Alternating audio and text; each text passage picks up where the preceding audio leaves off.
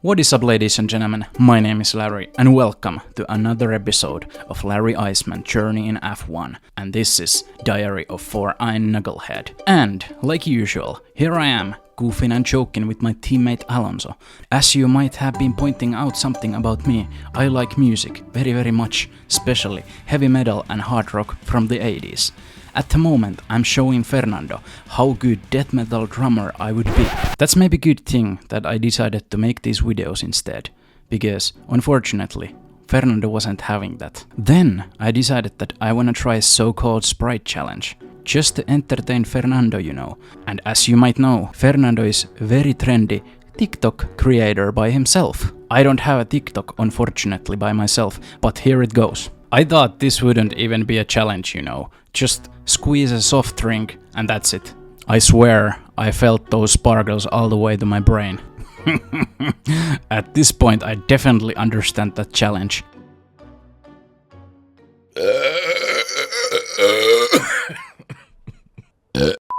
That causes me a huge heartburn, by the way. If you got issues with heartburn, don't try this. This will awake a beast, I promise. Because normally I don't have even heartburn. I was a little bit watching how R&D list is looking, how well our technical management has done their job. Seems like we are very even with the Mercedes and Ferrari. Let's call this situation between rock and a hard place. But okay, enough talking. Ahead of me is a qualifiers in Monza. In practices I was doing okay and everything went well, but I point out some issues. My controller's left analog stick is broken. Hey, look out mom, without hands. And as a mom, I of course mean Rhea Ripley from WWE. I mean, I wanted to obviously see what the outcome was gonna be of this match. I've been actually recognizing this thing before. I've been just thinking that it's because wind is so huge or something blah whatever. But here in Monza there is so many straights and the controlling of the car was just so goddamn hard. And I was like, hey, this cannot be because of the wind. And it was a fucking controller. Unfortunately, this is the only controller that I have, so I need to survive with this. I'm a true survivor. I'm like a Mr. Beast when he's trapped in $700 million luxury private castle for 10 days. Actually, this video's name could be Can Christmas Noob Survive in Monza with Broken Controller? And that was a sarcastic joke if you didn't get. I live and breathe with sarcasm. They don't call this track Temple of Speed by no reason. Almost through whole track you can go with the full throttle, and the only heavy braking points are just pretty much the first and fourth corners. And then this variant Ascari. Oh my god, so satisfying. I enjoy this track a lot, honestly. This has been maybe the funniest track so far. I almost wanna say that this is my favorite track by now. Shout out to Monza. And by the way, this is the track where Kimi takes his last pole position in 2018. Sieltä tulee Vettel, nousee kärkeen ja Kimi Räikkönen. Kimi Paululle! Räikkönen! Grande Kimi. Thank you. Must be the water. This place has been special, but it's now even more special, because before this, I didn't know that driving in Monza is so satisfying that you might get a boner in the middle of the lap. By the way, that heartburn was still there, and that was so goddamn funny. At the same time, my car's cooling system was also down. I think here is now clear proof that the car and driver is connected together. In first place, my laps wasn't perfect by any means in here. Even though I say I like this track a lot, but I wasn't just best version of myself. Because I know inside of me that I can do it better. I just need to dig that out. But it's not that easy, especially when I'm surviving with this broken controller. But hey, I survived to the Q2 and I was still enjoying this track a lot, even though the laps weren't too good. When I was driving this track, I learned something. Even though it's all about your straight pace, I learned that if your corner exits are not perfect, you will miss tons of time. And that was my problem. On every single lap, my first corner exit hasn't been too smooth. And then after that, I tried to fix that with using lots of ERS. And because of that last part of the track, I don't have ERS anymore, because you just can't reload that on the track if you wanna make a good lap, you know. Thank God I finally understand that, and that's why Formula 1 is so cool. Every little detail matters. If you wanna be quick as possible, you need to be perfect. It's like doing science or chemistry, whatever. I'm too dumbass to use those kind of words. But you know what I mean. In Monza, first and fourth corner exits are the most important places. Cornerstones, should I say. Exits needs to be perfect. But once again, I'm a little bit lost. Because, you know, I like this track. Driving here is so goddamn satisfying. But why I can't get that thing to the scoreboard? What I should do? What is the solution? What is the answer? Perfect formula for perfect lap. I mean, not the perfect lap. That's impossible with this controller and my racecraft. But you know, good lap. Man, I'm so confused. Why you try to make it so complicated? Let's go.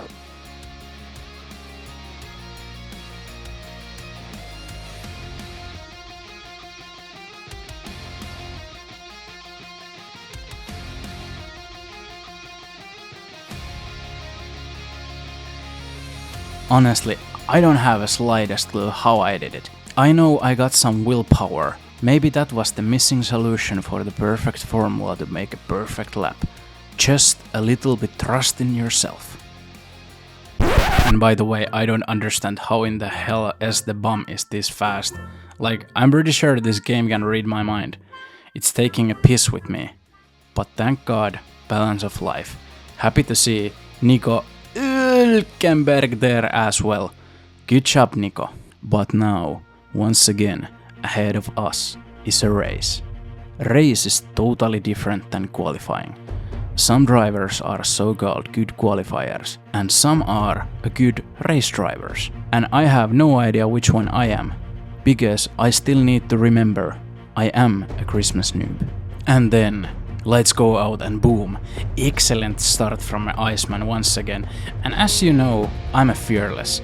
And only option is of course a deep dive against Max. And oh my god, that was very aggressive move, and what comes around goes around. Underbody is once again damaged, and that is, ladies and gentlemen, first red flag on this carrier. And that means of course a new start. And I'm on the lead. This feels so goddamn wrong, but I take it, don't get me wrong. If you got some feelings on the racetracks, you better be a reporter or you're screwed. Look out how your boy is flying out there. Clear track ahead of us. What can go wrong? Oh, of course. I almost forgot that I got that underbody damage still in my car. But let's see. Now we are gonna find out, does the Christmas noob got enough balls to be the dude in Temple of Speed? And by the way, now when I'm yapping here, I've been thinking that there has to be something much more deeper why I like this track so much. Because my favorite track in MotoGP is legendary Circuit of Assen, and Assen's nickname is Cathedral of Speed. And as you know, Monza's nickname is Temple of Speed. Man, there has to be something. Shout out to Assen. What a piece of art. I don't know who is a creator of Assen, but he or she should have a statue there, and should be at least some kind of royalty in Netherlands, or actually whole wide world. Should run the world, you know. Okay, I think everybody gets that I like a Circuit of Assen a lot, and I'm a big MotoGP fan as well. And by the way, I need to now say that what Marc Marquez is doing at the moment in MotoGP is outstanding. What a rider, makes motorcycling very very beautiful. And that was from lifelong Valentino Rossi fan. I wish Marc Marquez fans could be a little bit more mature and show some respect to other as well. But yeah, sorry, back to this Monza Grand Prix. I was so goddamn confused. How on earth L.H.C was hanging there? Wow, you know what? It's maybe time to give L.H.C some credit. Well done, Esteban. Keep going. And don't take it too seriously when I'm calling you L.H.C. It's just a funny thing inside of my mind. I'm really happy for you. Show them what you got. Okay, seriously, L.H.C, just slow them down as much as you can. Thanks! I was really flying there. I was feeling unstoppable. I was driving very cleanly. But of course, here and there was mistakes, and in this track, one little mistake and other behind you will catch you quickly. And to be honest, that underbody damage didn't feel that much. I think that was making my corner exits sometimes very poor, but they are mostly poor anyway with 0 damage underbody, so doesn't make too much difference. Then, from bumfuck nowhere, it was a safety car. And now I wanna ask some serious questions. Why now? In this career there has not been too many safety cars, especially when it's a clear track. Like, why now? I'm on the lead. I think behind this is something much more deeper. I'm sure it's Flavio Briatore doing Crashgate again or something. But okay, it is what it is. In this race, first red flag and now safety car. And man, I was so goddamn pissed about that. I was in really good rhythm. I was having my mojo going all over the place. But now, again, table is clear. Everything that happens before doesn't matter anymore. Thrill of an epic battle is feeling strong. You can feel it and you can almost smell it.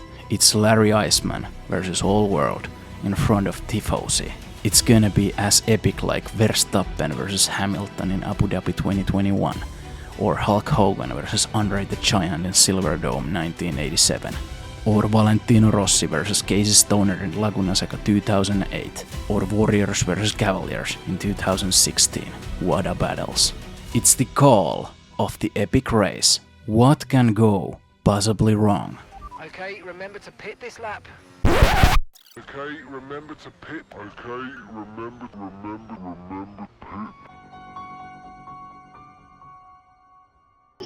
These nuts. You moron! Try again. That's all, folks. This is so goddamn painful to watch again. Let's go back a little bit. When that red flag happened, that was a strategy that was given to me. And I fucking dumbass at their pit stop. Because I thought the red flag happened so early. And I didn't realize that with hard tires you can drive this whole fucking race. I'm so dumbass. So I of course went there, but then immediately I realized that I was so fucking angry. Race was awesome, and now it's all over. And after that I drive couple laps. I was hoping that maybe they're gonna pit, but they didn't. And then I just give up.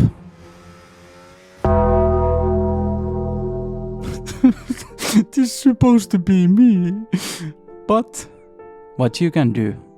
Life is a learning process, and if you have watched my videos, there is one extremely wise man who has said that if you're a Christmas noob, you should know your role. But hey, let's stay positive. Now I know that if there is a red flag on these short races, go with the strategy what computer is giving you. Don't add extra pit stops. Sometimes lesson of life will cost you something. And this time it was a possible victory in fucking Monza, man. Vittu. But hey, what comes around goes around. Maybe. But thank God, next race was just around the corner. It's now time to pay back. Larry Iceman strikes back again. It's now Larry Iceman's time to pay potatoes with potatoes. What? In Finland we got saying maksetaan potut pottuina, and raw translate word to word is a pay potatoes with potatoes. Don't ask, I'm a fucking weird. But anyway, we are now in Baku, and I need to say something about that. This track is really goddamn fun, but it was feeling really goddamn hard. I don't know, is it that because of my controller, but turning was really goddamn complicated. I'm gonna show you now something. This game orders me this recommended setup, and I try it in practice, but I couldn't turn with that. I crash on castle twice. Then I do some quick math, and I try this, and driving felt awesome. Castle or any turn wasn't problem anymore. Of course, now I don't have a straight pace by any means, but turning is not that difficult also. Who needs straight pace? I can get that time on corners. I'm gonna be okay, right? Oh my god. I can say at this point that already that was a big mistake. The notorious Baku's long main straight. I lost the almost second time to comparing to others. But still, otherwise, it's this or crash and gazzle because of this controller. I need to buy another one, but now I need to once again survive with this. But yeah, odds wasn't too high on my side here. I really like this track to be honest, but I was noticing with the high wings, you are just a breakfast to other top team drivers. But as you know, I'm a tough as a balls. No! I didn't come this far to eat breakfast! I try everything that I could, but it wasn't enough, unfortunately. P13, unlucky number. But once again, we are in a situation that qualifying and racing, it's two totally different things. Yeah, the fact is, I got the high wings, and in that Baku's notorious main straight, I'm gonna look like a bus driver or something. But my corner speed, can I make the difference with that? And as you know, it's one way to find out. And you know what guys, it's a show time once again, and boom, let's go out. And what a fucking start from Larry Iceman. Like, what the actual hell? I'm really speechless. I don't have seriously the slightest fucking clue where that came from.